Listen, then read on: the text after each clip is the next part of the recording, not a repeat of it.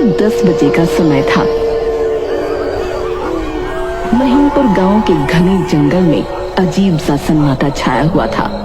चील और कौवे की आवाजें थोड़ी बहुत सन्नाटे को भंग करने में कामयाब हो रही थी। इसी बीच कोई तेज तेज कदमों के साथ गांव की तरफ बढ़ रहा था। हे भगवान, मुझे यहाँ से सही सलामत गांव पहुँचा देना। अगर मेरी बीवी की अचानक तबीयत न खराब होती तो मैं इस रास्ते से कभी नहीं जाता। तभी सियारों की आवाजों ने उसको एकदम से डरा दिया। उसने डरकर अपनी चाल और तेज कर दी। तभी उसे एक लड़की की आवाज सुनाई दी। मेरे बच्चे को छोड़ दो, मेरे बच्चे को छोड़ दो, उसे कुछ मत करना, मत करना। जल तू जलाल तू आई बला को टाल तू, जल तू जलाल तू आई बला को टाल तू।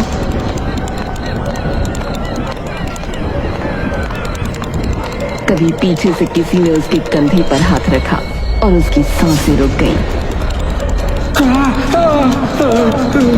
वो चीखता हुआ झाड़ियों में घुस गया, ये सोचकर कि वहां वो उससे छिप पाएगा। कुछ देर शांति छाई रही और फिर अचानक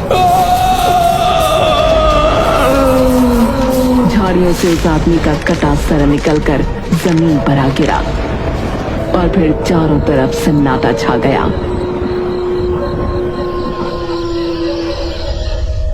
कुछ दिन बाद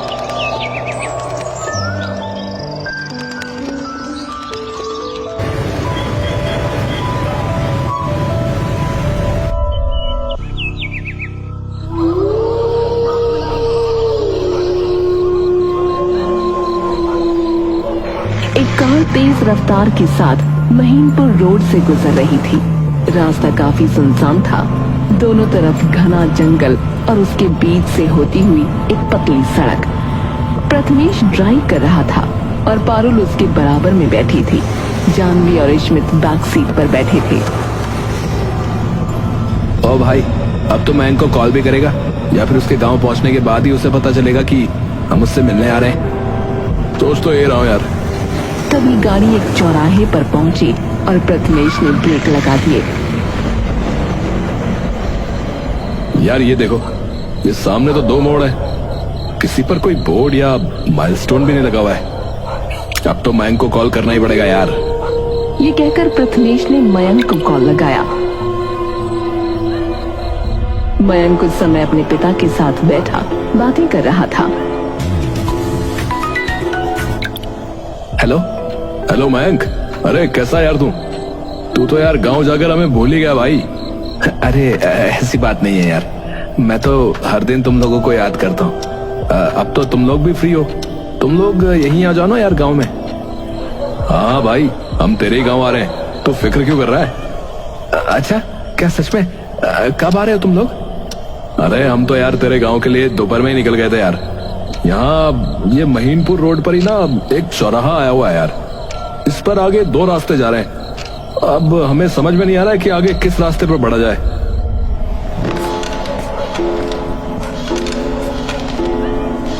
बच्चों, तुम्हें वहां से दाएं रास्ते पर मुड़ना है, लेकिन इस समय तुम लोग गांव नहीं आ सकते। वो रास्ता रात में सफर करने के लायक बिल्कुल भी नहीं है बेटा। क्यों अंकल, आप ऐसा क्यों कह रहे हैं? ऐसा क्या है उस रास्ते पर? वहाँ चेटकिन का साया है, एक डायन जो पिछले 6 साल से रात के समय उस रास्ते पर और आसपास के पूरे जंगल में जो है ना वो भटकती है बेटा, और वहां से गुजरने वाले हर राहगीर को समाप्त कर देती है बेटा। तो अभी हम क्या करें अंकल? तुम लोग बेटा किसी तरह उस चौराहे पर रात बिता लो, सुबह फिर मैं मयंक को तुम्हें लेने के लिए यहाँ से भेज दूंगा, ठीक है? जी ठीक है अंकल, ओके। ये कहकर प्रथमेश ने कॉल काट दिया।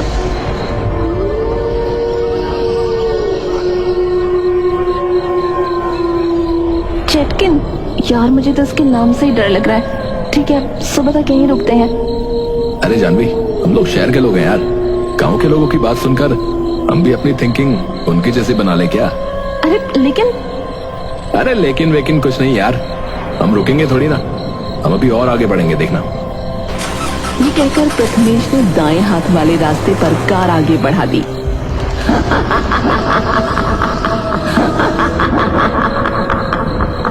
यार, ये रास्ता तो बहुत ही ज्यादा सुनसान दिख रहा है। तभी अचानक से उनकी गाड़ी के सामने एक काली बिल्ली गुजरी। अरे प्रथमेश ने उस बिल्ली को बचाने के लिए स्टीयरिंग घुमाया और गाड़ी एक पेड़ से टकरा गई।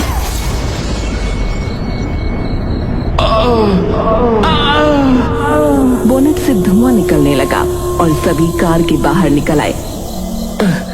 अरे यार प्रथमेश, ये तूने क्या किया? अरे यार, वो बिल्ली को बचाने के चक्कर में कार ठुक गई यार।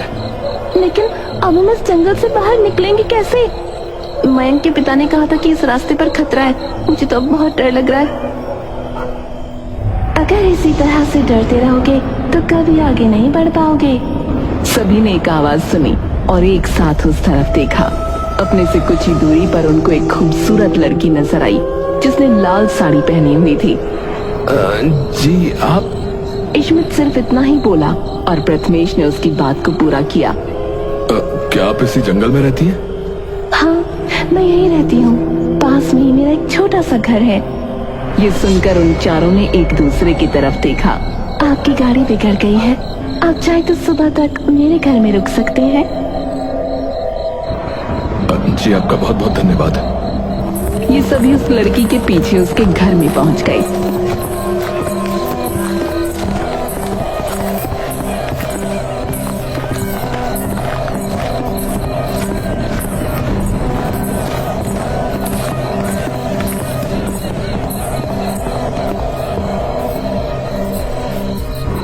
आप सभी अब आराम कर लें, यहाँ बिल्कुल सुरक्षित है। वैसे आप इस जंगल में ही रहती हैं, तो उस चेटकिन के बारे में तो जरूर कुछ जानती होंगी। हम जहाँ जा रहे हैं उनके मुंह से हमने किसी चेटकिन के बारे में सुना है। हाँ, कुछ कुछ उसके बारे में जानती हूँ। तुम लोग सुनना पसंद करोगे? हाँ जी बिल्कुल। ये बात 6 साल पहले की है।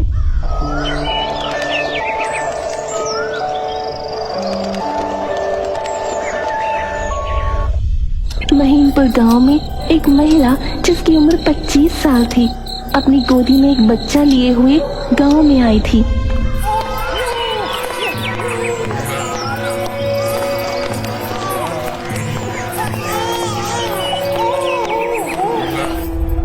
उसके चेहरे पर घूंघट था, लेकिन उसके आकर्षण से उसकी उम्र 25 साल लग रही थी।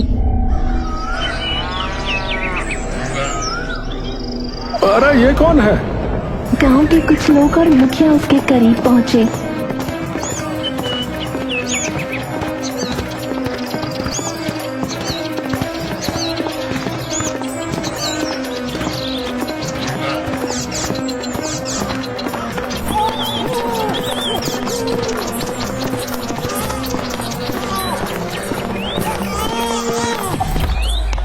अरे मैं इस गांव का मुखिया हूँ।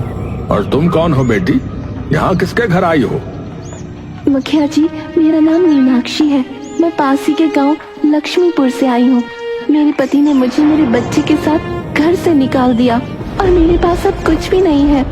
अरे राम राम राम राम, कैसे कैसे लोग हैं दुनिया में। अपनी पत्नी को ही अपने घर से निकाल दिया, बताओ।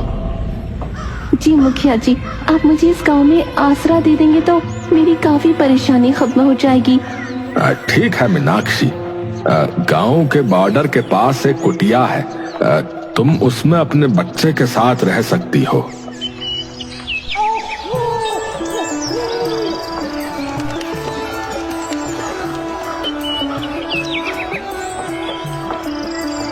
मीनाक्षी अब अपने बच्चे के साथ उस घर में रहने लगी थी।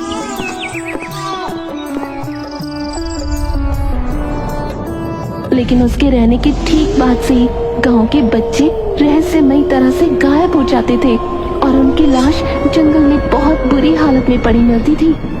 मेरा बेटा! ऐसा काफी दिनों तक चलता रहा। मीनाक्षी हमेशा अपने बच्चे को गोद में रखती थी और वो बच्चा न जाने क्यों न कुछ बोलता न ही रोता था। उसकी आवाज किसी ने नहीं सुनी थी। एक शाम जब वो अपने घर पर बैठी थी, गांव का एक आदमी मोहन उसके पास पहुंचा।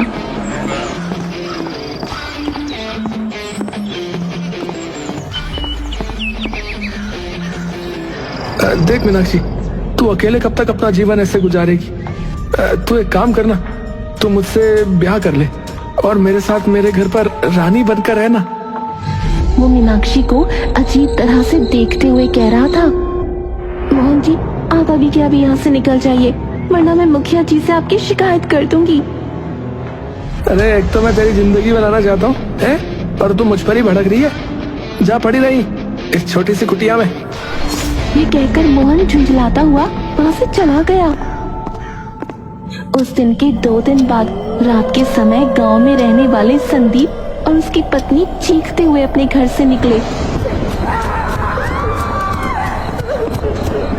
मम्मी, दीपू, तुम कहो बच्चों। उनकी आवाज सुनकर गांव के सभी लोग अपने घरों से निकले।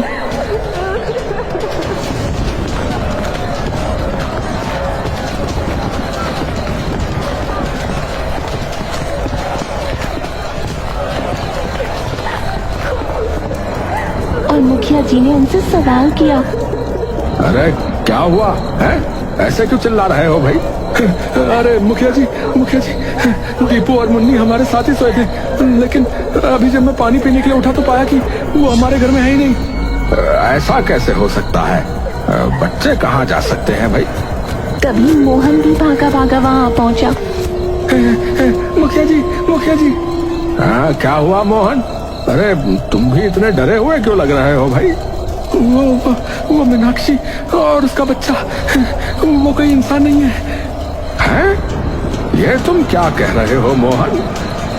अरे मैं अपनी आंखों से देखकर आ रहा हूँ मुखिया जी। मुन्नी और दीपू उसी घर में, मीनाक्षी ही उनको उठा कर ले गई थी और उसका कोई बच्चा नहीं है। वो एक दानव है, दानव। मैंने उसे दीपू और मुन्नी का मांस खाते हुए देखा। ये सुनकर सभी गांव के लोग हैरान रह गए।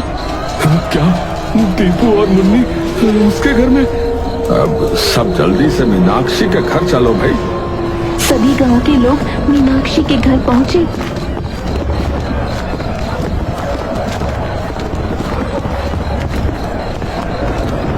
उन्होंने देखा कि दीपू और मुन्नी दोनों मृत अवस्था में पड़े हैं। उनके पास ही मीनाक्षी और उसका बच्चा सो रहे हैं और उस बच्चे के मुंह पर खून भी लगा हुआ था। दीपू, मुन्नी। उसके माँ बाप के मुंह से दर्द भरी आह निकली और वो अपने बच्चों से लिपटकर रोने लगे। ये देखकर मीनाक्षी भी नींद से जागी और सामने का मंजर देखकर वो हैरान रह गई। ये सब क्या हो रहा है मुखिया जी? अब तुम्हारी असलियत सबके सामने है मीनाक्षी। ये कहकर मुखिया ने गांव वालों से कहा, इस डायन को इसके बच्चे समेत बड़े मंदिर में ले चलो। एक आदमी ने उसके बच्चे को उठाया और 2 आदमियों ने मीनाक्षी को पकड़ा और उनको घसीटते हुए बड़े मंदिर ले गए। मंदिर के बाहर लगे हुए एक पेड़ से उन्होंने मीनाक्षी को बांध दिया। हम तुझे और तेरे इस दानव को जीवित नहीं छोड़ेंगे। हाँ, बहुत दे दी हमने हमारे गांव के बच्चों की बलि। मुखिया जी, मेरे बच्चे को मुझे दे दीजिए, मैं यहाँ से चली जाऊंगी। नहीं, हम तुझे ऐसे नहीं छोड़ सकते। इसके बच्चे को मंदिर के पीछे गाड़ दो। वहाँ न ये डायन जा सकेगी और न ही ये दानव बाहर आ सकेगा। उन्होंने उसके बच्चे को मंदिर के पीछे जमीन में जिंदा ही गाड़ दिया। वो रोती बिलखती रह गई। उसके बाद गांव वालों ने मीनाक्षी को पेड़ समेत आग लगा दी। हे भगवान, ये कहानी तो बहुत ही उलझी हुई है। क्या सच में उस छोटे से बच्चे ने 2 बच्चों को मारकर खाया था? इस पर वो लड़की बोली, नहीं, असल में मोहन ने ही उन दोनों बच्चों को अगवा किया था। जब मीनाक्षी बेखबर सो रही थी तो मोहन ने उन बच्चों को मारकर उसके घर में लिटा दिया था और उन दोनों का खून मीनाक्षी के बच्चे के मुंह पर भी उसी ने लगाया था, क्योंकि मीनाक्षी ने जब उसका प्रस्ताव ठुकराया था तो उसको बहुत बुरा लगा था। इसी जलन के चलते उसने ये साजिश करके मीनाक्षी और उसके बच्चे को मरवा दिया। अब मीनाक्षी मरने के बाद असली डायन चुटकिन बन गई है और वो इस जंगल में आने वाले सभी लोगों को खत्म कर देती है। कहानी तो अच्छी थी, लेकिन क्या ये सच है? जो लोग मानते हैं उनके लिए तो सच ही है। खैर, मैं आप सभी के लिए बिस्तर लगा देती हूँ। अब आप बेफिक्र होकर सो जाना। उस लड़की ने इन सभी के लिए बिस्तर लगा दिया।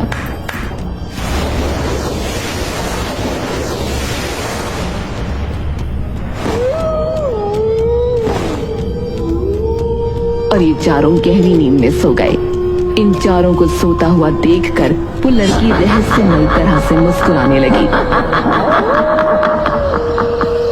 रात के करीब 3 बजे प्रथमेश के कानों में एक आवाज गूंजी। उसकी आंख खुल गई। चबड़ चबड़ की वो आवाज ऐसी लग रही थी जैसे कोई जानवर किसी मांस के टुकड़े को चबा रहा है। प्रथमेश ने उठकर देखा तो इश्मित के पास वही लड़की बैठी थी। प्रथमेश की तरफ उसकी पीठ थी। वो समझ नहीं पा रहा था कि वो क्या कर रही है। अरे सुनिए, आप इश्मित के पास बैठी क्या कर रही हैं? जब उसने कोई जवाब नहीं दिया तो प्रथमेश को ये अटपटा लगा। वो उठकर उसके पास गया और सामने का मंजर देखकर उसकी रूह कांप उठी। वो लड़की जो कुछ देर पहले बहुत खूबसूरत दिख रही थी, अब वो एक भयानक डायन बन चुकी थी। उसके शरीर की रंगत नीली हो चुकी थी। उसके पंजे खूंखार हो चुके थे। उसकी आंखें लाल लाल चमक रही थी। वो इश्मित के कंधे से मांस चबा चबा कर खा रही थी और उसके होठों के इर्द गिर्द इश्मित का खून लगा था।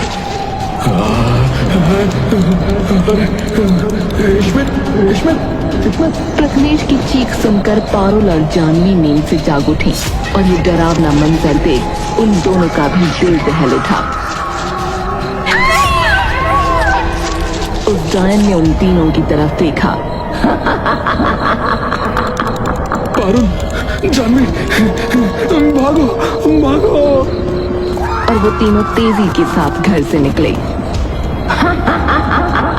नहीं बचोगे। उन तीनों का दिल दहशत में आकर जोर जोर से धड़क रहा था। वो एक ही सांस में काफी देर तक भागते रहे।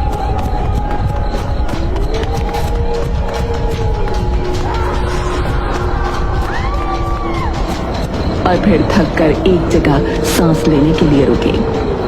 वो अचानक से डायन कैसे बन गई? इसका मतलब है कि वही चेटकिन है। वो किसी और की नहीं बल्कि अपनी ही कहानी बता रही थी। उनको रुके हुए अभी 1 मिनट भी नहीं हुआ था, तभी चेटकिन वहां पहुंची और उसने प्रथमेश का गला पकड़ लिया।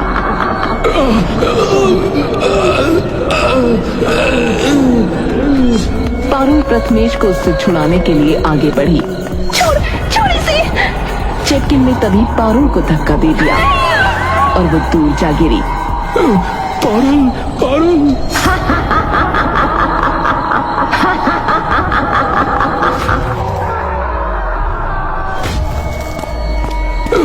पारुल, पारुल। जल्दी चलो, जल्दी चलो।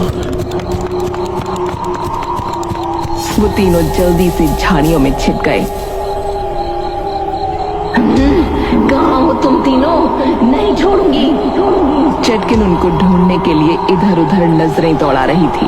वो तीनों भी अपनी सांस रोके बड़ी ही शांति के साथ खुद को उससे बचाने की कोशिश कर रहे थे।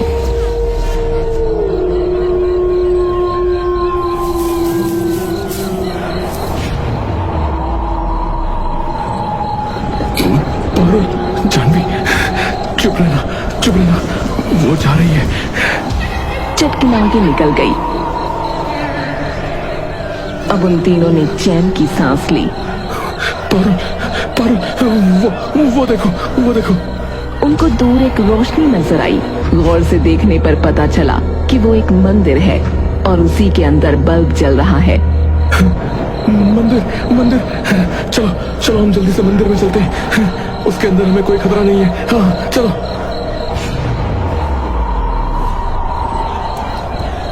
अब तीनों बड़ी ही सावधानी से झाड़ियों से निकले और मंदिर की तरफ अपने कदम बढ़ाने लगे। हे भगवान, हमारी रक्षा कीजिए। वो तीनों बड़े ही आराम से मंदिर की तरफ बढ़ रहे थे और मंदिर अब कुछ ही कदम के फासले पर था। तभी अचानक से चेटकिन उनके सामने आ गई।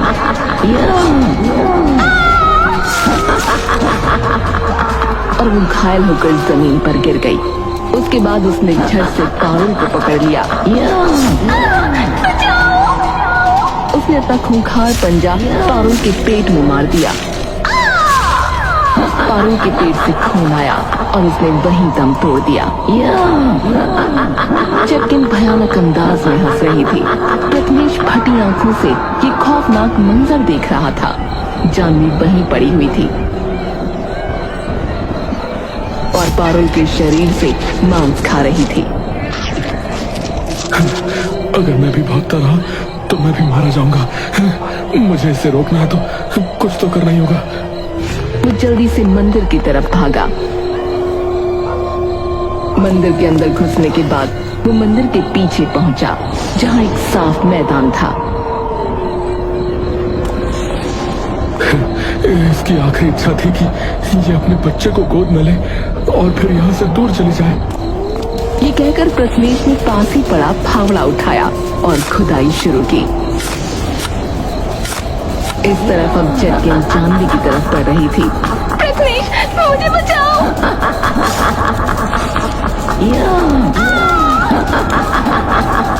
प्रथमेश के कानों में जानवी की आवाज टकराई तो उसने अपनी स्पीड बढ़ा दी और अब उसे एक बच्चे का कंकाल नजर आया। यही है। मुझे छोड़ दो मुझे। हमने तुम्हारा क्या बिगाड़ा है? चटकिन तेजी से जानवी पर झपटी और उसने उसके पेट को खरोंचना शुरू कर दिया। जानवी को बहुत दर्द हो रहा था। उसके पेट से खून निकलने लगा। चटकिन भयानक अंदाज में हंसी। उसने अपना खूंखार पंजा हवा में उठाया और जानवी को वो मारने ही वाली थी कि तभी रुक जाओ मीनाक्षी। उसने देखा कि प्रथमेश अपने हाथ में एक बच्चे का कंकाल लिए खड़ा है, जिसके गले में वही लॉकेट था जो वो अपने बच्चे के गले में डालकर रखती थी। ये देखो तुम्हारा बच्चा। तुम इसी को पाना चाहती थी ना। ये देखो। ये सुनकर चटकिन के चेहरे पर आया गुस्सा खत्म हो गया। उसकी आंखों से आंसू बह निकले। वो प्रथमेश के पास पहुंची और उसने अपने बच्चे के कंकाल को हाथों में ले लिया और धीरे धीरे वो धुआं बनकर हवा में गायब हो गई।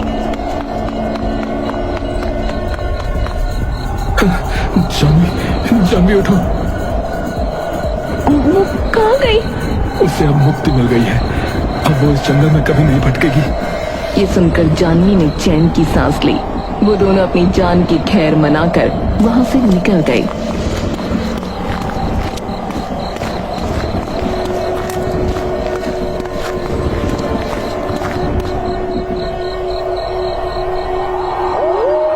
कुछ दिन बाद राजेश साइकिल पर सवार गांव की एक गली से गुजर रहा था। अरे आज तो चंपा का पति शहर गया हुआ है। आज उससे बात करने का एकदम सही मौका है। कुछ ही देर में वो चंपा के घर पहुंचा और उसके दरवाजे को पीटने लगा। चंपा चौंकते हुए नींद से जागी। कौन है? अरे मैं हूँ चंपा। अरे राजेश है। राजेश भैया, इस समय मैं घर पर अकेली हूँ। मुकेश शहर गए हुए हैं।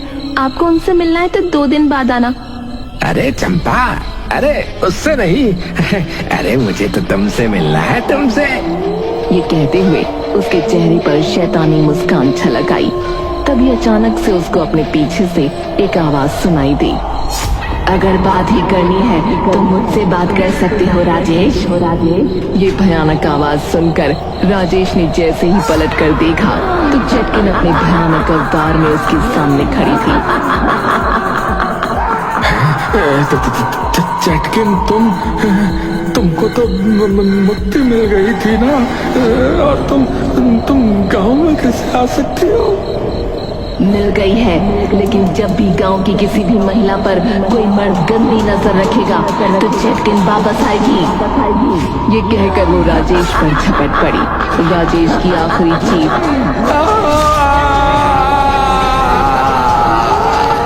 पूरे गांव में गूंज कर रह गई।